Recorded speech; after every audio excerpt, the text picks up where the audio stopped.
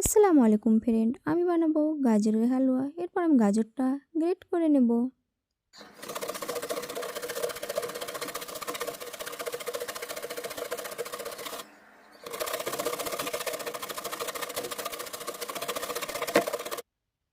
হালুয়াতে দেওয়ার জন্য কাজু বাদাম, কিশমিশ, চিনি, দারচিনি, এলাচ নিয়েছি আর নিয়েছি গরুর দুধ।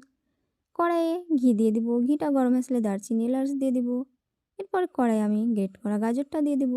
ওপর থেকে কাজু বাদাম, কিশমিশ, দুটো তেজপাতা দিয়ে দিব। এরপর খুন্তির সাহায্যে ভালো করে নাড়াচাড়া করে ভেজে নেব। ভাজা ভাজা হয়ে গেলে আমি দিয়ে দিব গরুর দুধ। দুধটা ফুটে আসলে দিয়ে দিব চিনি। এরপর আমি 35 মিনিটের জন্য ভালো করে দুধের সাথে গাজরটা ফুটিয়ে নেব।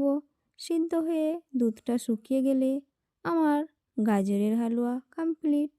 এরপর আমি আমার বাবাকে খাওয়ার জন্য দিয়ে আসবো।